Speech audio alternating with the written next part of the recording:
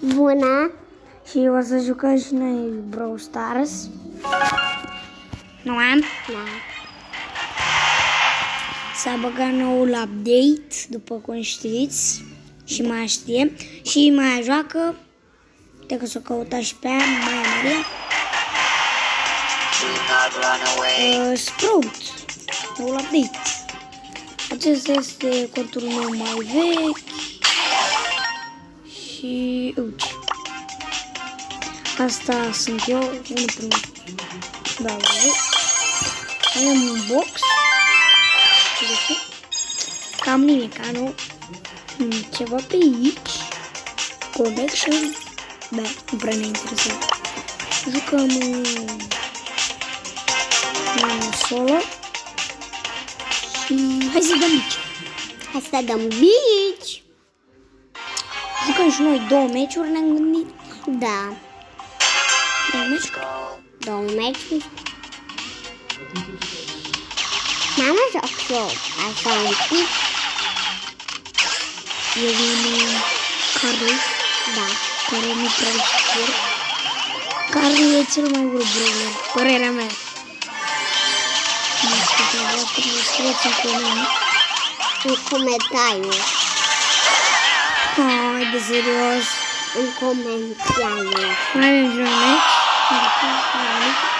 Da, ce e ăla de la Pancai. Hai să ne luăm și un caracter mai bun. Eu pot să aleg. Pem. Avut pe față. Pem e babun. Ce gas mai e și ăsta. Ok, hai să băgăm meciul și pe urmă mai vedem noi. O să vă arăt chestii și... Ne-am gândit să facem ceva, pentru că nu prea aveam ce face. Da.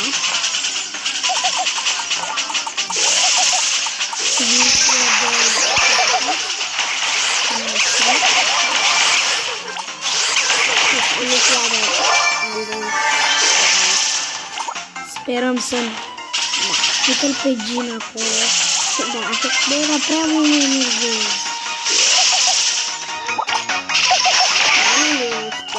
Sunt ce mai bun.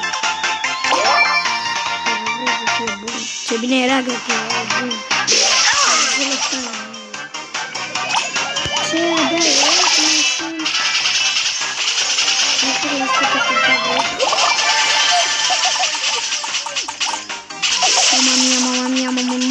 Mămica mea. Nu vreau să cred.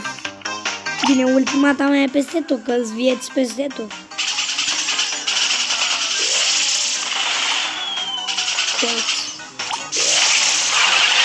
Mi se pare cel mai bun de pe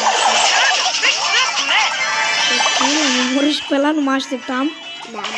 Chiar nu mă așteptam. Te uiți la videourile mele.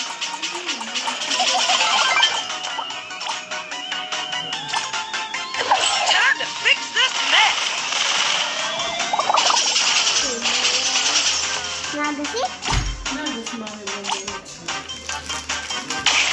Deci, am avut alea mari. Da. E un colt aici pe care că o să mă omoare. Da. Și mai e și Bull. Și cred că o să iasă o bătaie mare. Mama mia, mă omoară Bull! Mă mort. Cam acesta a fost și videoul. O să mai vă prezint eu câteva lucruri. 7 trofee să punem. Nu sta open. Și dublu. Avem ceva dublu. Și da.